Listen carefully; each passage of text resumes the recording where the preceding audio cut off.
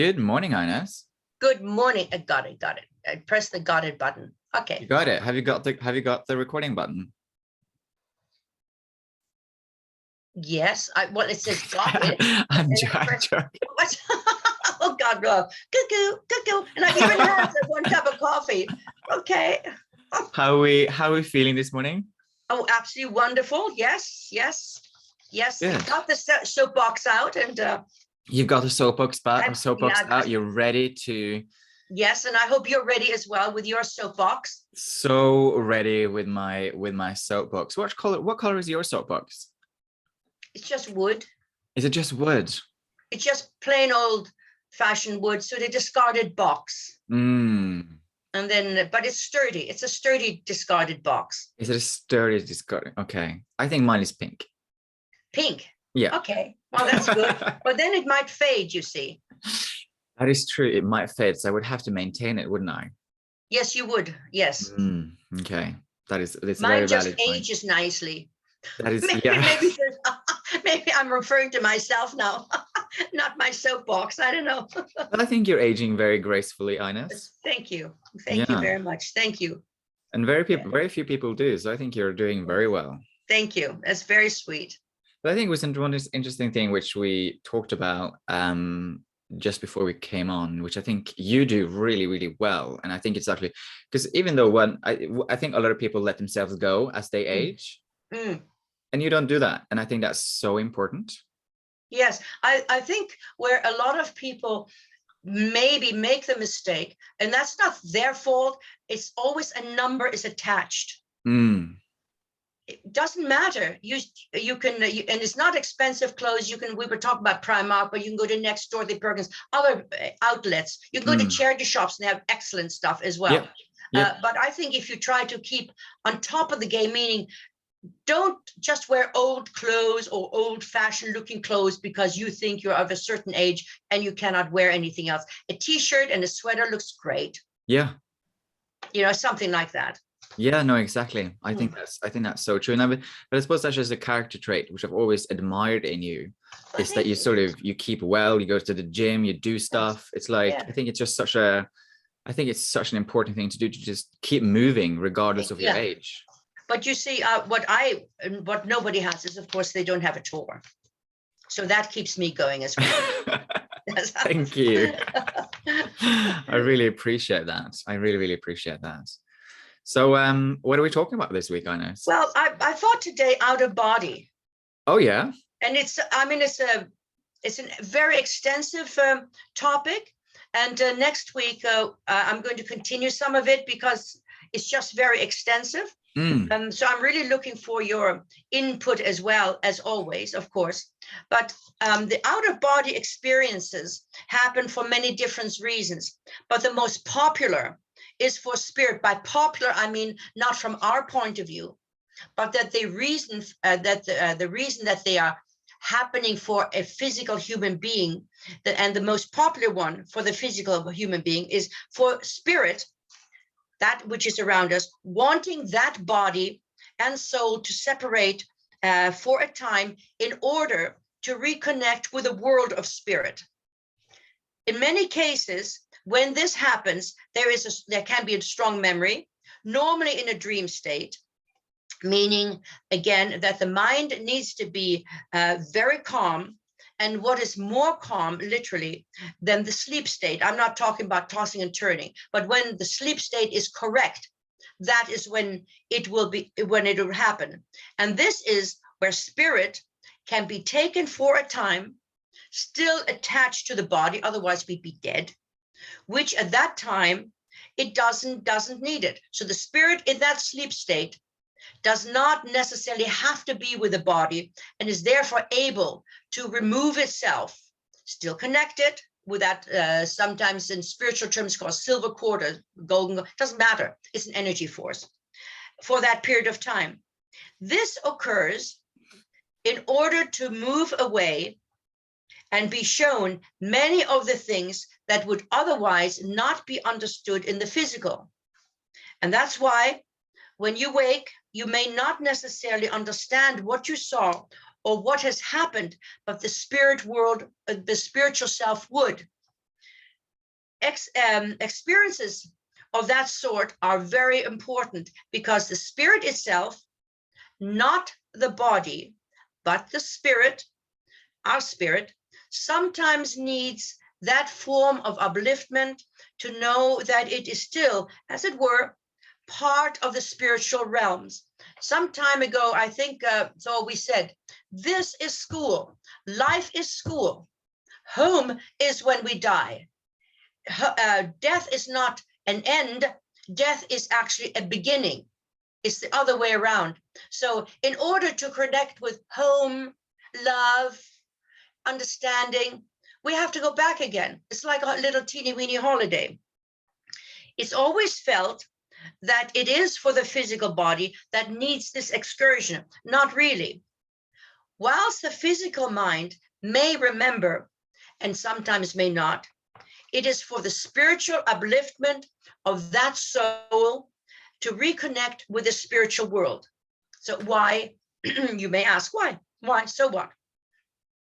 As that soul comes to earth, is reborn. So the spirit that is around at that point of conception is then once more becomes a physical. I'm not talking about any other life forms. I'm just talking about human beings. Comes to earth.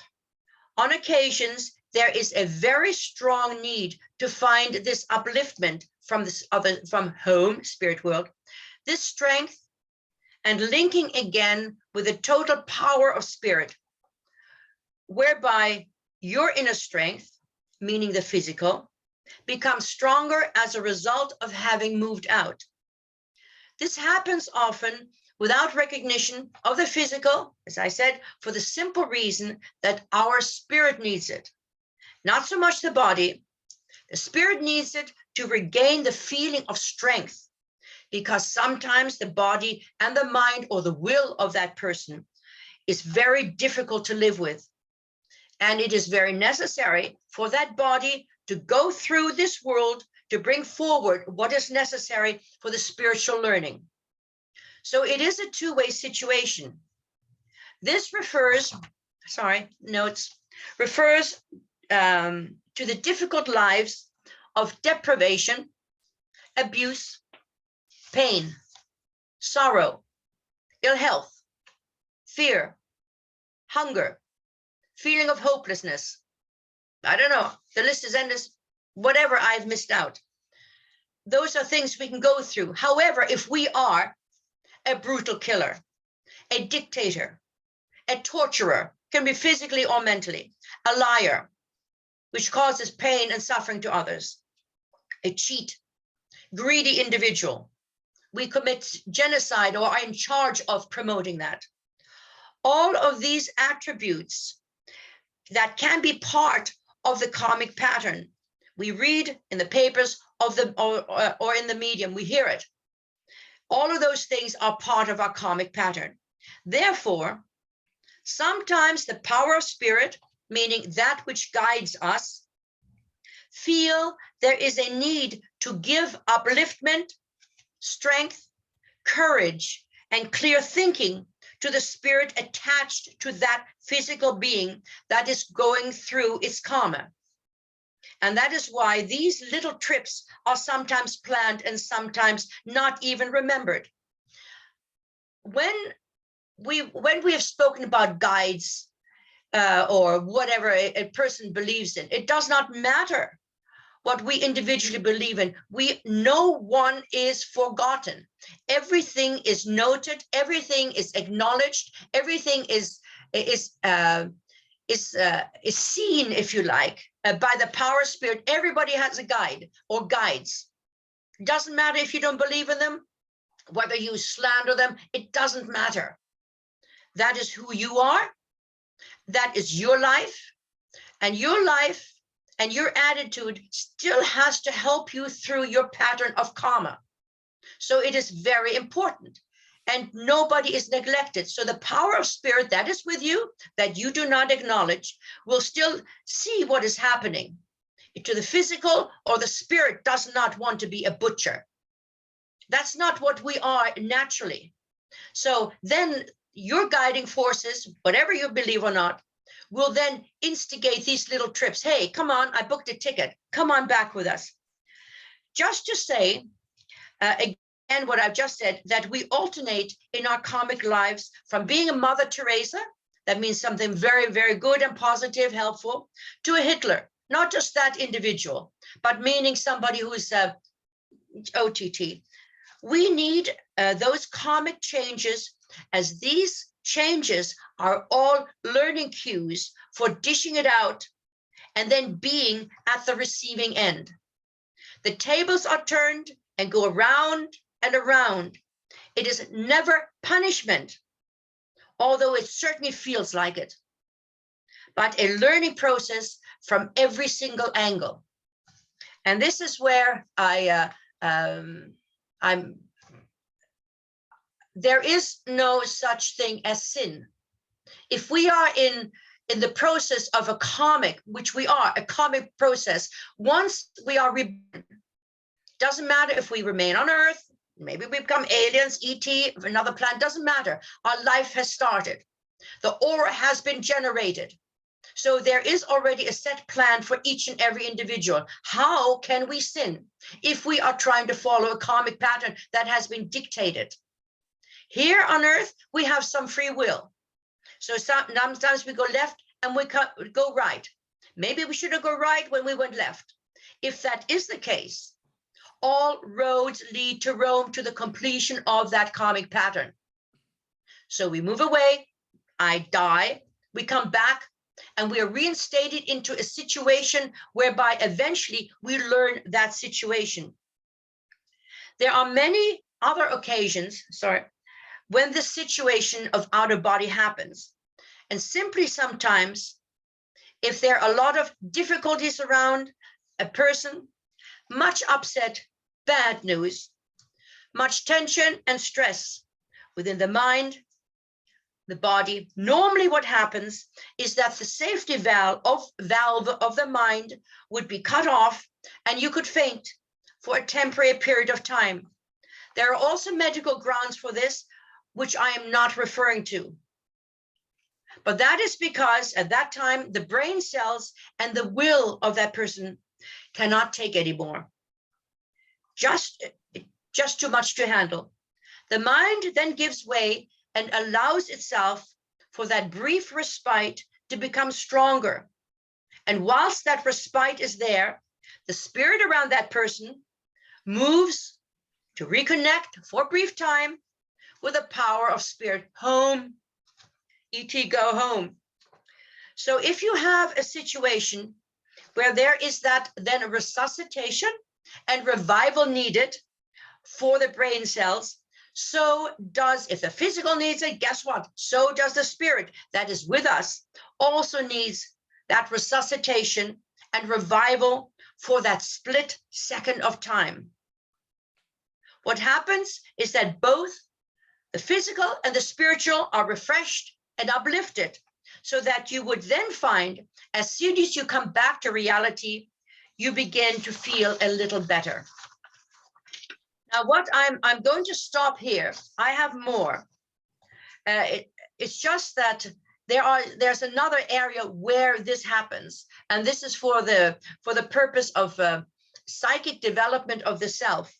But I think the first areas of out-of-body experiences, many of you who are listening may have experienced it. You didn't know what was happening, but that is why if the life becomes so desperate in any way, either through our own actions, which we cannot tolerate. I remember a number of years ago when Saddam Hussein was still alive, and he was just on the verge. Everybody was closing in on him of being caught or whatever it was. He was on his prayer rug. That was on the May. I don't know what the man was thinking. What I was told by the power of spirit in my transiting at that time, he was being fed red. His destiny was to create mayhem. His destiny was to do exactly as he was doing. And I don't think he liked it. I didn't ask him. I don't think he liked it. He was there praying for guidance. If you're fed red, the power red, which is aggression, it can be hate, non-compromise. There's nothing we can do. So he was there asking for guidance.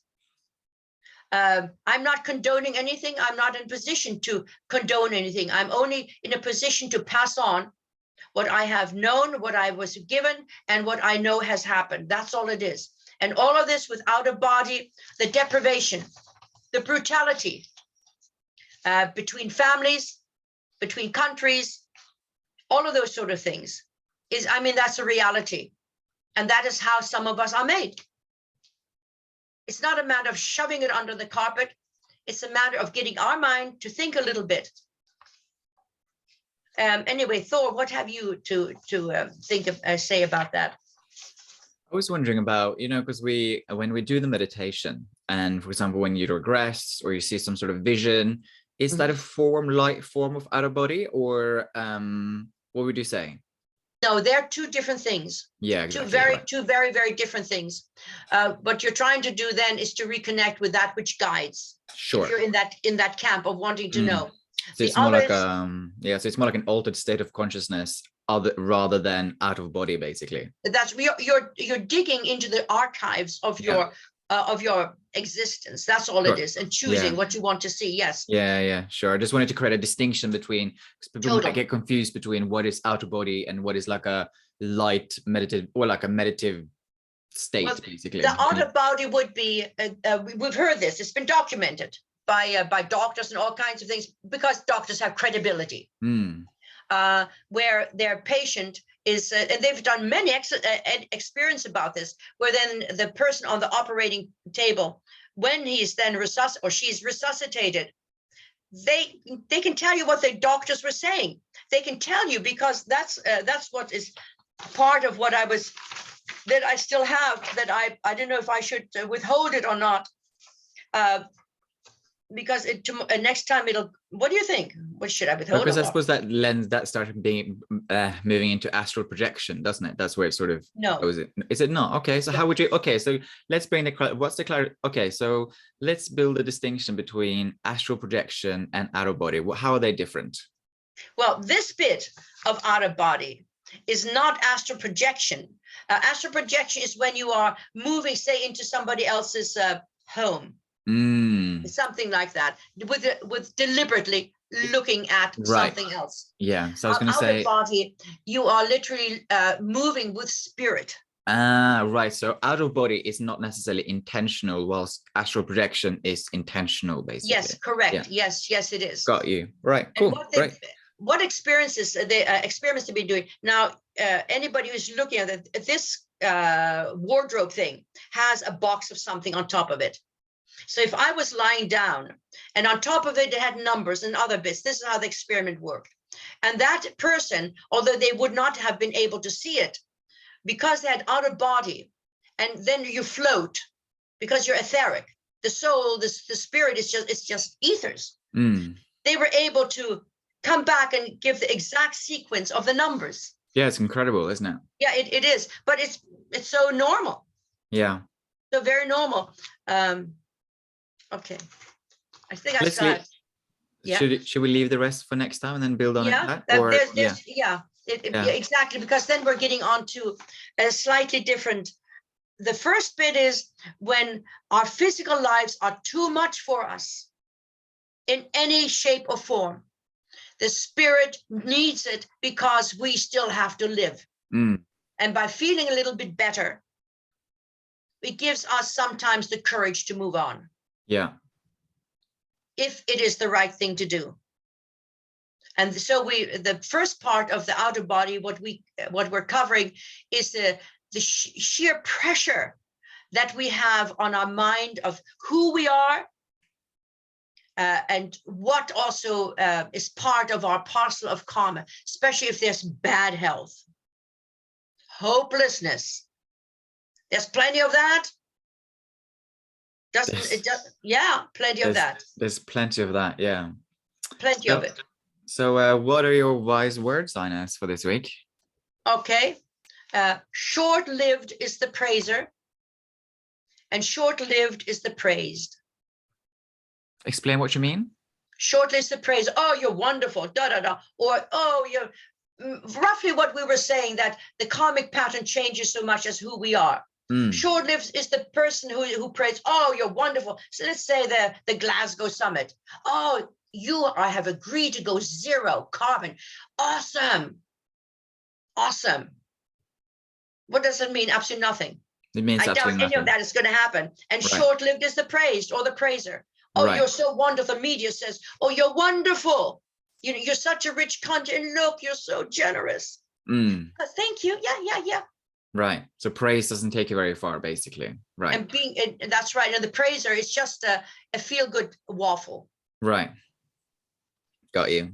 Because usually when something really happens from individuals who have the ability to do something, very rarely do you hear about it. Very rarely. And that's the one thing I have against I don't even remember this rich guy going out in this space so he could have 10 minutes. I always dreamt of it as a little boy. Yeah, a lot of people actually dream of just having a bit of water or having a bit of safety, security. If you are that loaded through your karmic fortune, spread it. Maybe with some vaccines. Just say, listen, I'm just giving these. And I'm giving the people, I'm giving them also the ability to have it, not just a bunch of vaccines, but the backup staff who can actually administer this. That to me is then yes. Yeah, no, I 100% agree. Okay, Ines, thank you so much. That's okay. Yeah, you have an out-of-body experience, team. For those of you who are listening, let us know and we'll talk about it. Brilliant. All right. Bye, everyone. Bye-bye. Bye.